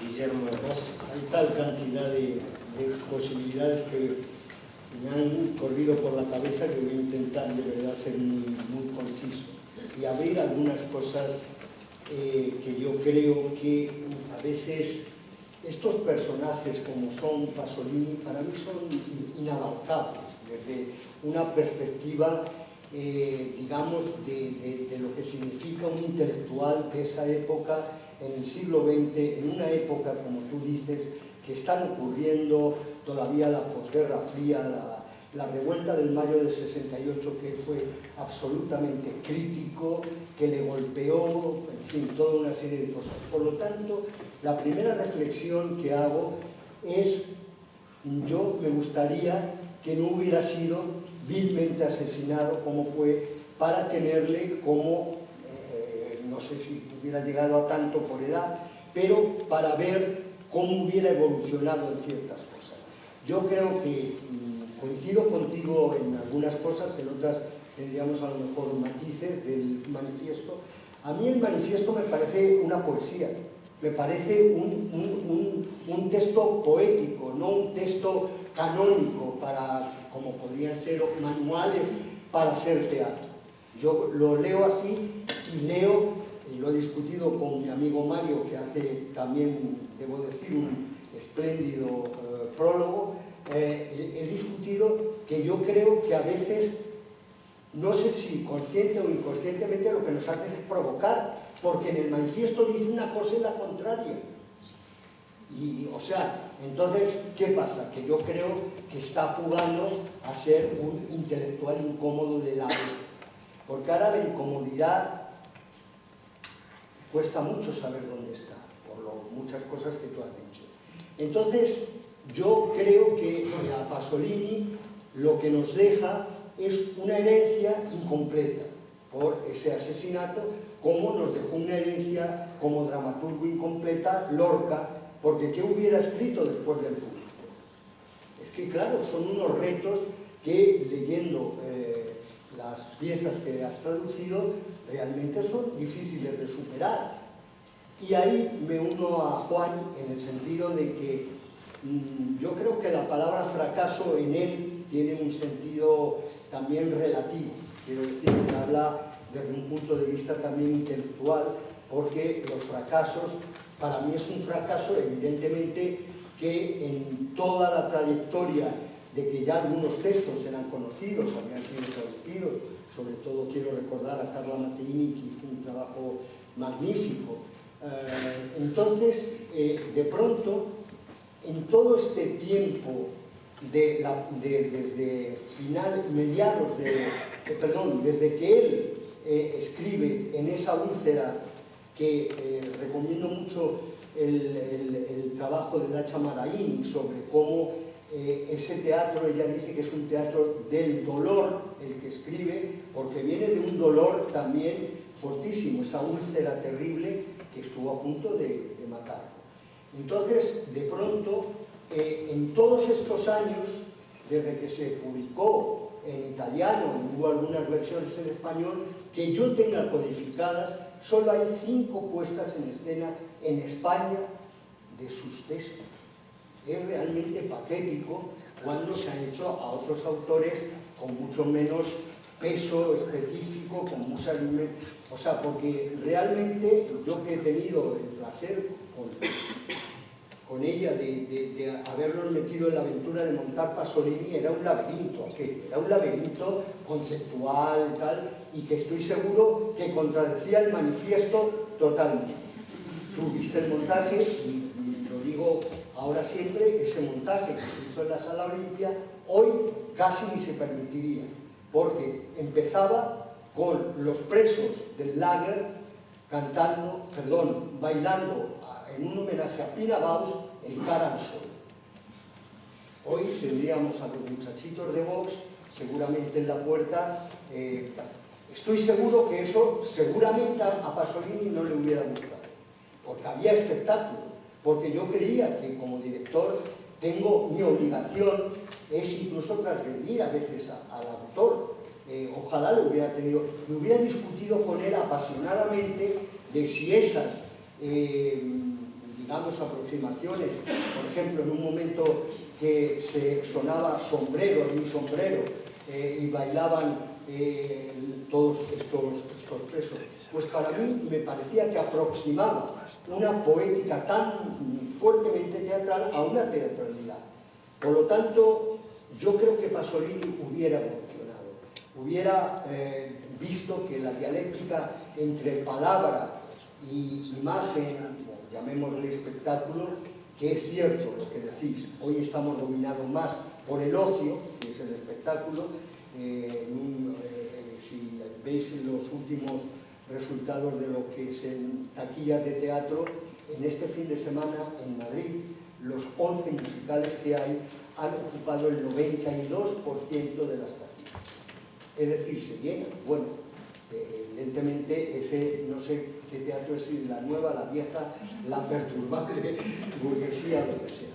Y bueno, voy a terminar con una cosa insólita, quiero decir, pero que estoy seguro que al maestro, allí donde esté, le hubiera gustado que le recordara también por eso. Uno de los más inteligentes e interesantes teóricos del fútbol del siglo XX fue Pasolini. Fue, además, periodista no solo de deportes, el boxeo, por ejemplo, le gustaba mucho, pero su pasión era el fútbol, tanto que le podéis ver jugando al fútbol de cualquier manera, con corbata y todo esto, o vestido sobre todo de su equipo soñado, que era el Bologna. Bueno, hoy Pasolini estaría, yo estoy seguro, haciendo un manifiesto o una cuestión por este oneroso, maldito espectáculo del Mundial de Qatar, una cosa realmente repugnante para él, quiero decir, cómo habla de fútbol de poesía y fútbol de prosa. Lean ese artículo, es maravilloso. Los futbolistas de poesía son los brasileños, porque son los que mejor regatean. Los futbolistas de prosa son los alemanes, que además ahora caen hasta con Japón. El mundo se está cayendo. Pero Pasolini, como os digo, en este sentido tendría un doble dolor también. ¿Por qué? Porque Italia no está en el Mundial. O sea, que sería un desgarro de doble sentido, político, porque además no se permite que algo que él nunca ocultó, su condición homosexual, reivindicándola continuamente y haciendo de ella una cuestión de normalidad que realmente para ese momento en que todavía estos movimientos no estaban tan acendrados, hay que agradecerle también profundamente. Por lo tanto, yo creo que Pasolini es inabarcable, su cine a mí me parece mucho más teatral, muchas veces, y es un cine muchas veces de espectáculo también. He visto recientemente otra vez La Medea, que hace con María Callas, y es una obra impresionante. Y es una obra impresionante de puesta en escena. Por lo tanto, fijémonos en él como un personaje poliédrico, que amaba la vida, que amaba a los ragazzi di vita, que amaba a su madre, que amaba el fútbol y que de pronto era posible tener con él una discusión de la más alta filosofía. Y una cosa también que se olvida de él, era un gran pintor. Él estudió con el famoso descubridor en los años que él estudia en la Universidad de Bolonia, de Caravaggio, el maestro que le descubre, y el primer cuadro, la primera pintura de Pasolini es impresionante, porque es una reproducción abstracta, casi cubista, de uno de los cuadros de Eco y del que está mirando el espejo. Por lo tanto, inabarcable. Por mucho que estuviéramos aquí 12 horas, no podríamos sacar más que una pequeña esencia de este grandísimo intelectual, poeta, hombre social, político y extraordinario personaje.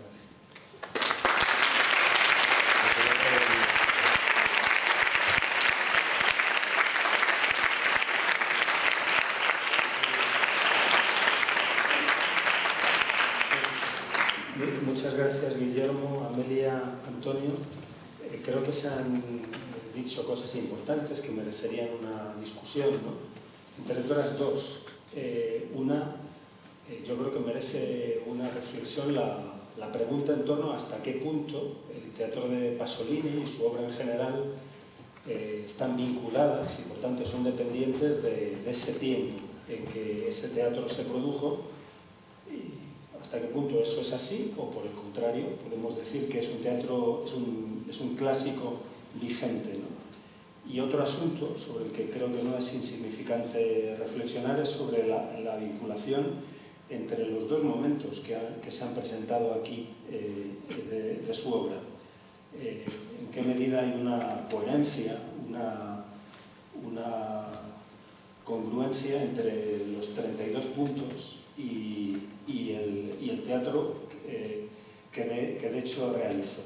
Yo tengo algunas dudas o algunas discrepancias respecto de lo que ha presentado Antonio, pero creo que sería muy poco pasoliniano que nos ensalzásemos los que estamos aquí un poco por encima en una conversación y no diésemos ocasión a que los intelectuales avanzados de la burguesía que nos acompañéis burguesía transportmoderna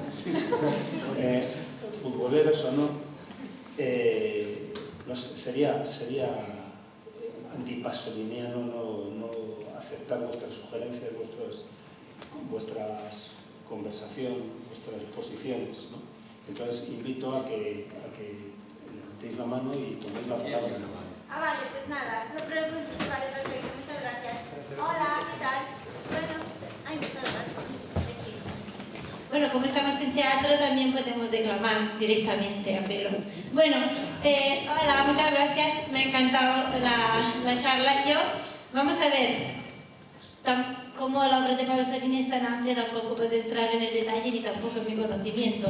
Así que me pregunto, ya que es algo que me interesa mucho en mi experiencia vital, cómo contestar, ¿no?, a la pregunta que nos hacen en el manifiesto, ¿no? Porque es obvio que, a ver, los burgueses avanzados nunca vieron su teatro y también está claro que el burgués avanzado como concepto es algo que no puede existir, ya que, claro, la sociedad evoluciona tan rápido, ¿no?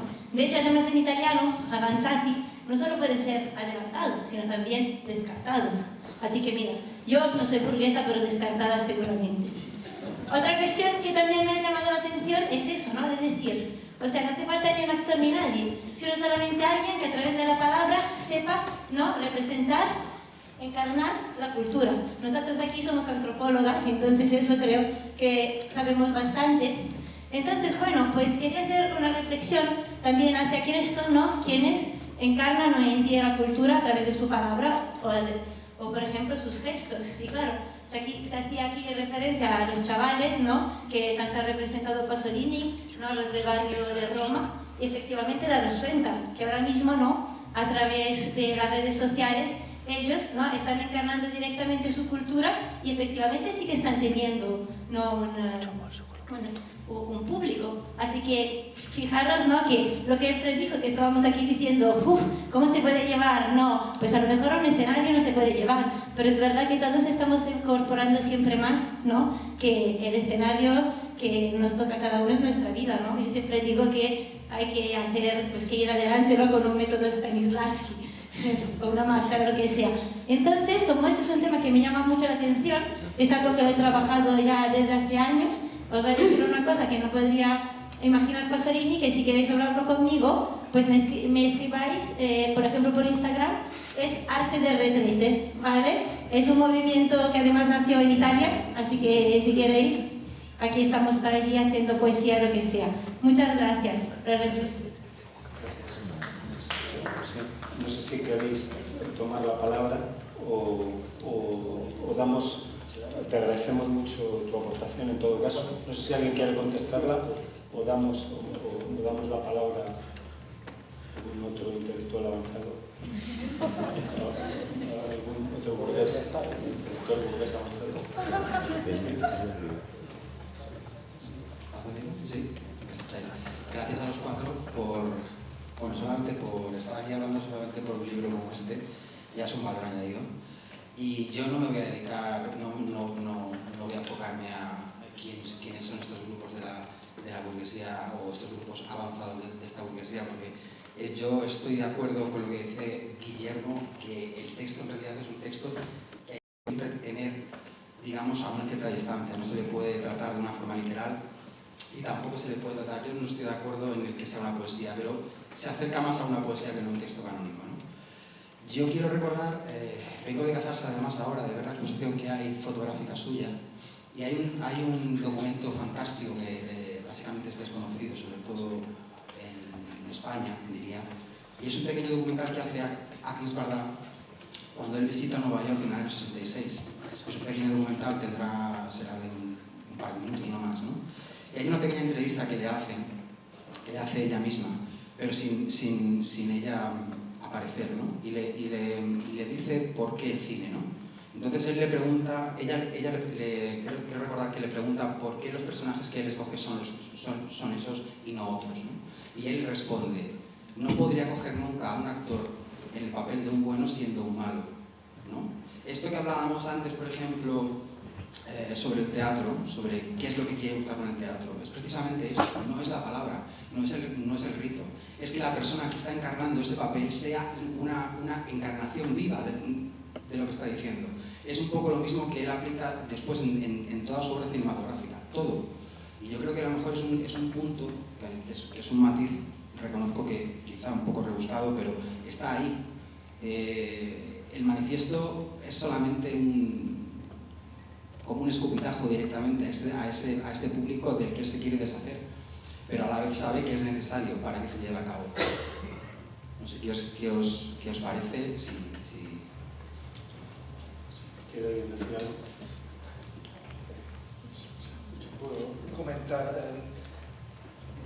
es verdad que a partir del 66 las cosas cambian para Pasolini.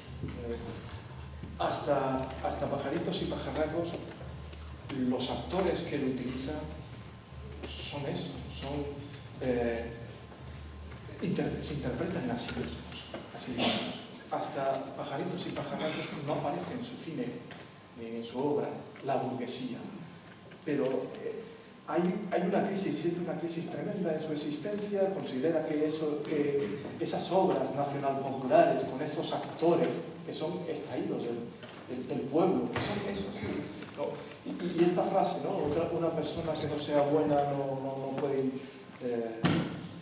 puede interpretar a una persona buena, son así, pero hasta entonces no había utilizado prácticamente actores profesionales, con excepción de Orson Welles en La Ricota o Ana Magnani en Mamma Roma, pero la mayoría de sus actores no son actores profesionales. A partir de Teorema va a utilizar actores, y los actores pueden ser, ya da igual, pueden ser malos.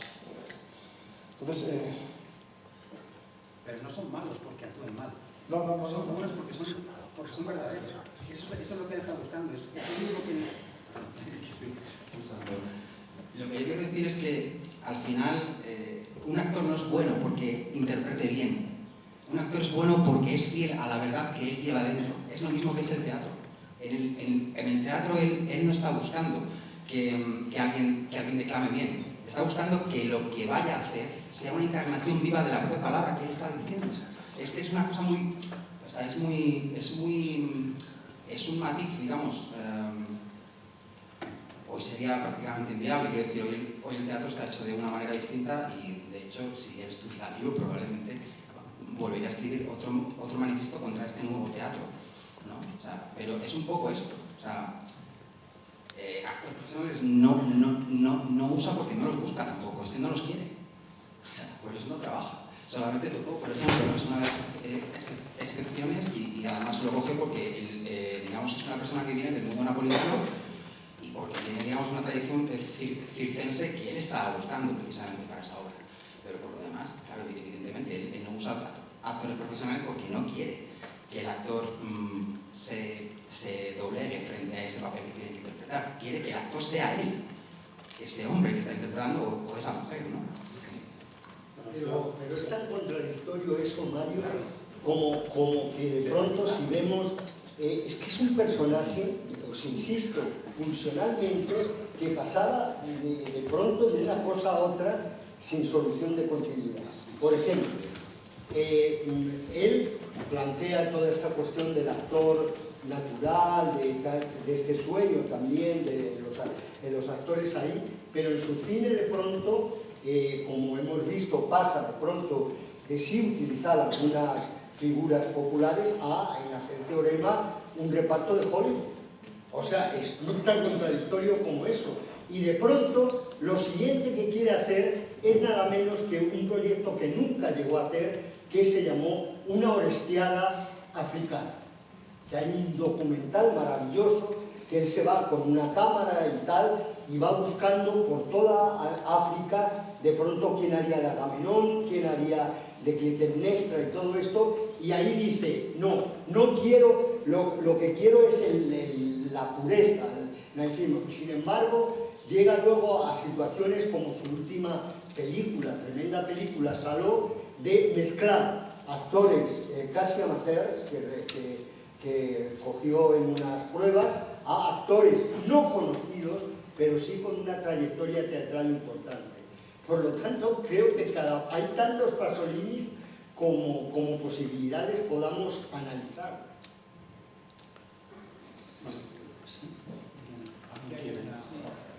Una pregunta breve en relación a lo que estáis hablando. ¿Existe alguna razón o es una mera coincidencia que a partir del año 68, especialmente con Teorema, Pasolini empieza a hacer uso de actores profesionales? O, es decir, la decepción del 68 supone también una revisión del uso del actor, o es, como digo, una mera coincidencia? Yo no lo sabría responder. Sé que él tuvo en un momento determinado una relación fuerte con el gran Vittorio Gassman, que era un actor profesional y extraordinario. Yo creo que por sus conversaciones con ese núcleo intelectual también que él tenía, Dacia, Maraini, Moravia, toda esta gente que defendía una cultura de élite, no lo olvidemos, yo creo que de esas conversaciones debió también entender que no estaba mal, además de trabajar con actores más naif, digamos, más puros, por emplear una palabra que yo no creo en ella. Y entonces empezó, evidentemente, después de Teorema, hasta llegar nada menos que a convertir en actriz interesante a María Callas. Es decir, es trabajar con el divismo máximo. O sea, una actriz, o por ejemplo en Edipo con la otra fantástica actriz italiana, Silvana Mangano. O sea, que realmente yo creo que hay que ver podríamos hablar de las capas culturales y teóricas por las que pasó, por sus contradicciones. Una cosa que no hemos señalado, por ejemplo, en esta mesa, es cuántos juicios tuvo, nada menos que con el PCI, con el Partido Comunista y con la Iglesia. O sea, son casi 100 de un lado y de otro. Tremendamente ahí es como, yo a veces me recuerda, no tiene nada que ver, pero con esta cosa que yo sí le conocí, a José Bergamín, que se declaraba católico y comunista. Quiero decir, bueno, pues hay que entenderlo. Como decía, y ahora hago un homenaje a mi madre, decía, hay gente pató. Pues yo creo que de verdad es así. Y Pasolini, siendo esa cabeza que debía ser de lo que se levantaba hasta que se acostaba, a veces muy tarde y en lugares peligrosos, no paraba de bullir, era un paridor, era algo que si hoy echamos, yo creo, también en falta, quizá por estos lenguajes tan tecnológicos, tan virtuales, que somos demasiado súper especialistas en una cosa. Yo creo que el intelectual que tenía interés en la Biblia, o tenía interés de pronto en el manifiesto comunista, hoy no se da tanto. Hoy hay el experto. Entonces, a mi juicio, lo que se produce a partir de Teorema, que utiliza actores profesionales y además es una película en color, las películas estas nacional populares son en blanco y negro y durante este periodo también va a haber excepciones, cosas distintas, experimentos, apuntes, como apuntes para una orestiada africana, apuntes para un film sobre la India, que precisamente son también en blanco y negro.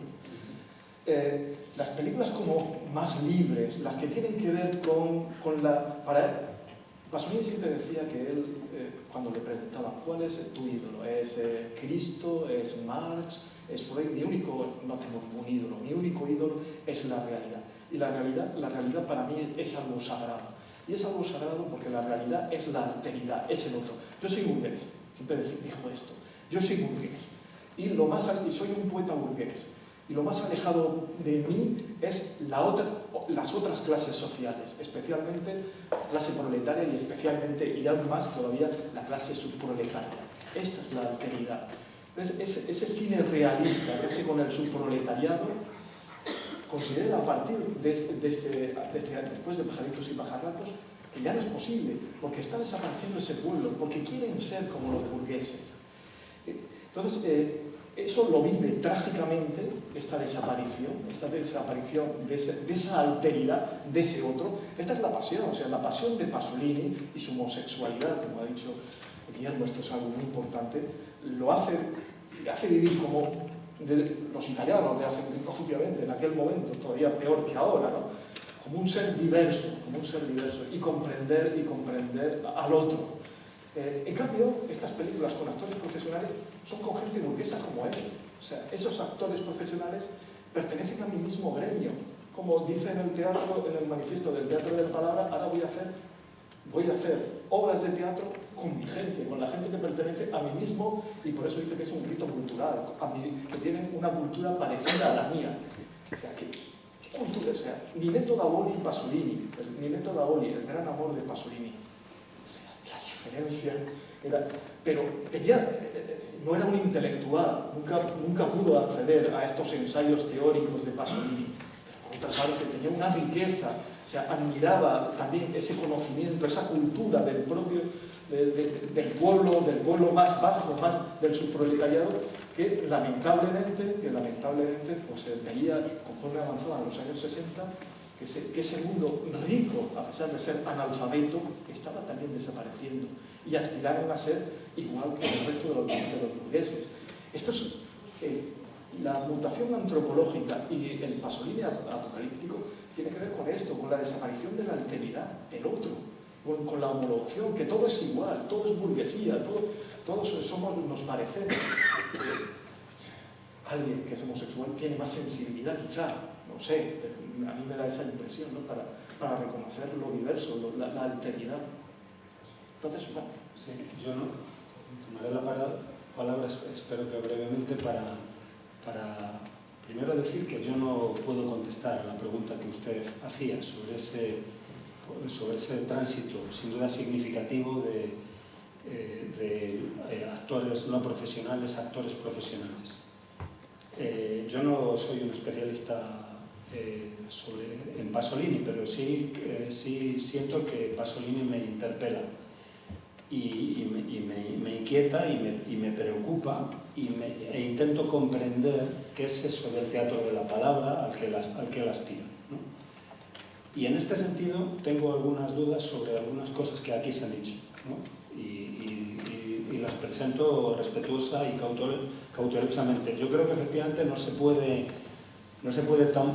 general no se puede tomar la poética explícita de un autor como la clave de su obra, y a menudo la poética de un autor es un discurso de autolegitimación. A menudo uno presenta como lo que hay que hacer, aquello que realmente él hace, que generalmente suele ser aquello único que él es capaz de hacer. Creo que no es el caso de Pasolini, y creo que hay una coherencia entre su poética explícita y su teatro. O sea, creo que hay una coherencia entre lo que elocuentemente ha presentado Montse Simón y lo que ha presentado Amparo. Yo creo que los 32 puntos nos dan cuenta, si no del teatro que de hecho hace, sí del teatro al que aspira. La búsqueda de un teatro de la palabra es coherente con la búsqueda de un teatro antiespectacular. En este sentido yo tengo algunas dudas o presentaré algunos matices, al menos a pie de página, respecto de lo que dijiste. Precisamente la búsqueda de un teatro de la palabra no conduciría a un teatro radiofónico, a un teatro al que pudiésemos asistir con los ojos cerrados. Creo que ese teatro antiespectacular de Pasolini marca un horizonte que está en el origen mismo del hecho teatral, porque en el origen mismo del hecho teatral está el cruce de lo sonoro y lo visual. Es decir, y creo que Amparo y Montse nos lo han mostrado, cuando nos han mostrado cómo precisamente, es decir, no hubiéramos hecho la misma experiencia que hemos hecho si hubiésemos escuchado sus palabras con los ojos cerrados. Creo que Pasolini aspira a un teatro en que el espectador se ponga en una posición de escucha. Aspira a un teatro no espectacular, no sentimental, no psicologicista, no estupefaciente, y en el que efectivamente las ideas estén en el centro. Pero es radicalmente teatral, y esa palabra tiene vocación de encarnadura, vocación de ser, nace para ser pronunciada en un espacio y en un tiempo. Y creo que eso es coherente también con un pensador radicalmente materialista, ¿no? Con unos compañeros hemos leído hace poco un texto a nuestro juicio seminal de Pasolini que se titula algo así como La primera lección fue una cortina, no sé si estoy diciéndolo bien, en el que él dice, como recordaréis, creo que está recogido en los escritos corsarios, dice Pasolini que la primera lección se la dio una cortina, ¿no?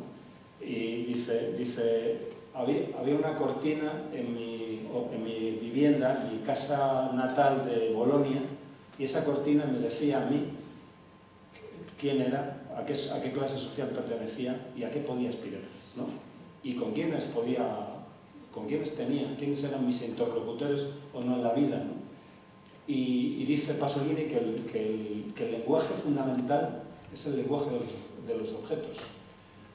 Sí, es extraordinariamente interesante que diga esto y dice en el año 75, es decir, antes de la tele de Berlusconi, que nadie maneja mejor el lenguaje de los objetos, es decir, nadie maneja mejor un discurso que nos informa de quiénes somos y a qué podemos aspirar que precisamente la televisión, los más media, ¿no?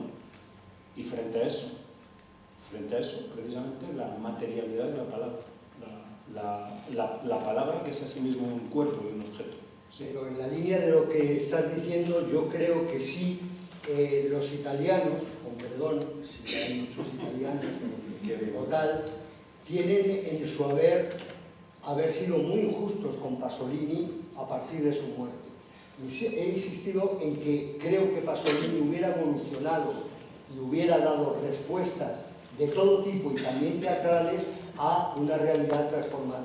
Pero ninguno de los grandes directores de escena, que en ese momento se llamaban Giorgio Strehler, por ejemplo, hasta que muy posteriormente Luca Ronconi no monta Calderón, precisamente, olvidaron absolutamente a Pasolini. Y si hubieran podido tener digamos, esa palabra, incluso la contradicción del manifiesto, una realidad escénica contrastada con una puesta en escena de Strehler, con una de Carmelo Bene, por ejemplo, un genio olvidado, un genio tan genio casi teatralmente, no tiene la calidad de otros lenguajes.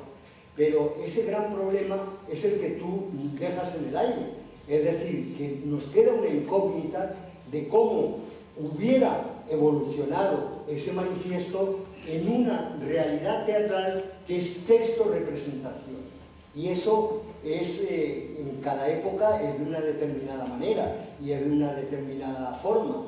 Es evidente que, tú lo has dicho también, es esa cuestión del dolor que le produce el estreno de Orgía, que hasta su amigo, el otro director, Bertolucci, que tenían partidos comunes de fútbol, digo, Bertolucci lo maltrata también. Y esa cosa de que sus amigos no entendieran lo que él quería, ahí digo escénicamente, yo no sé, Mario, si hay un vídeo de la puesta en escena de Orgía, pero creo que eso fue también un dolor muy grande de que no pudiera contrastar sus obras, y de hecho alguna de esas obras la convirtió en cine porque no la quiso hacer en teatro.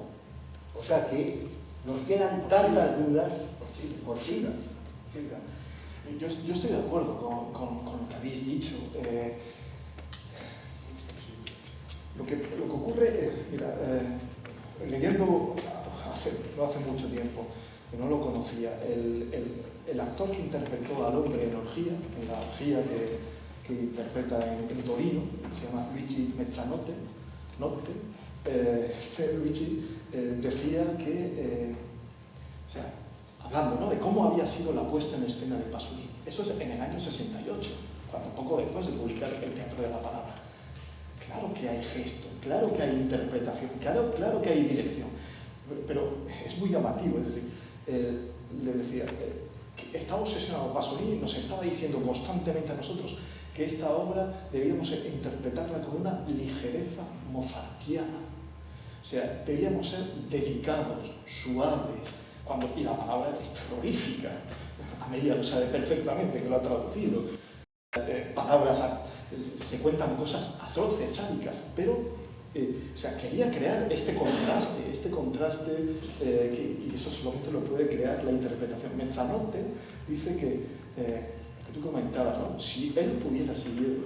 Bueno, primero dice que en el año 1975, después de unos cuantos años de Pasolini, que se había dejado el teatro, le llamó por teléfono y quería montar Pilares.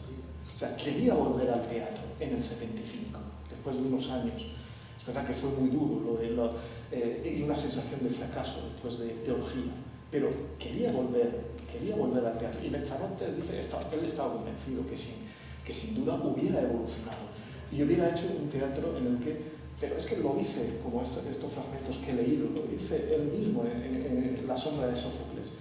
Evidentemente el teatro es la palabra, pero es una palabra pronunciada y tiene que haber esa presencia de la palabra, tiene que estar ahí. Lo que, a mi juicio, es que el manifiesto, lo habéis dicho, sí, tiene esta dimensión de poética, poesía, esto que él llamaba un poème, ¿no? Es un manifiesto, está lleno de exageraciones. Es verdad que quiere que sobre todo la palabra es fundamental, por supuesto, pero sin olvidar el cuerpo, que esa palabra es pronunciada por cuerpos, por actores. Y él finalmente, tal como lo cuenta Mezzanotte, pues sí trabajaba con los actores y él estaba convencido de que evolucionaría hacia un teatro en el que el gesto, la puesta en escena tendría cada vez más importancia. Era tan contradictorio que pone un poco a parir en algunos casos al Living Theatre.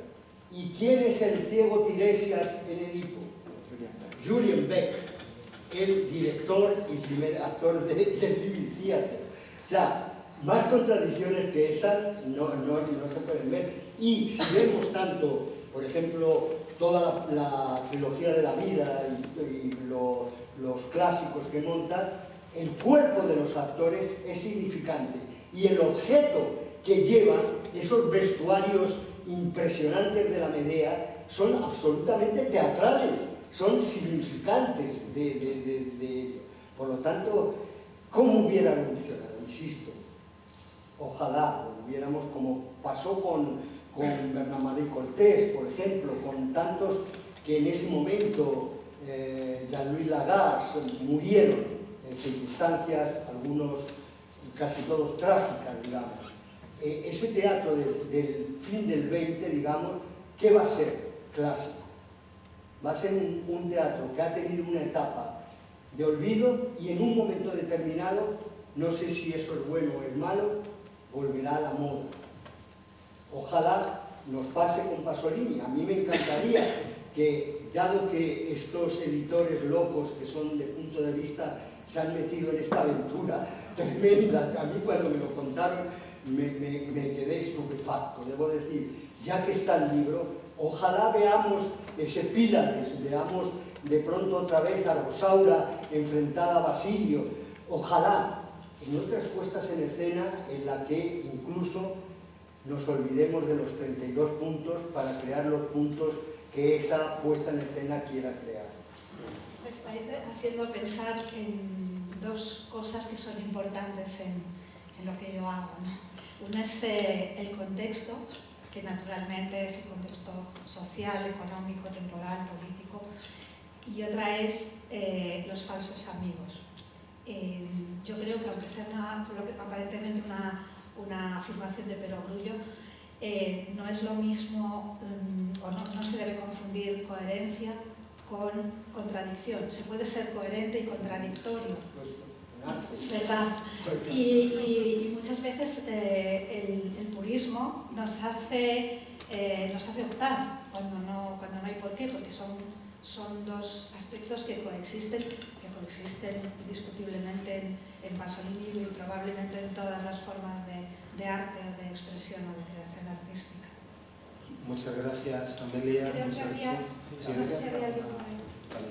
Sí, esta será la última pregunta. Buenas tardes. En la línea de lo que ha dicho Guillermo, realmente hay que felicitar a estos editores como Punto de Vista, pero estoy pensando en Uniagota, que conoces bien, Juan, o Ediciones Antígona, que están consiguiendo poner de moda algo que me parece que el señor Pasolini estaría encantado, y es que el teatro se lee. Entonces, pese a este discurso terrible de la realidad consumista del musical en Madrid, yo me quedo sorprendido con estas campañas apoyadas institucionalmente, pues el teatro se lee. Mi pregunta va a la traductora. Este texto no solo está escrito en italiano, sino que te has tenido que enfrentar, entiendo, a uno de los escollos importantes, que es el cómo Pasolini maneja dialectos.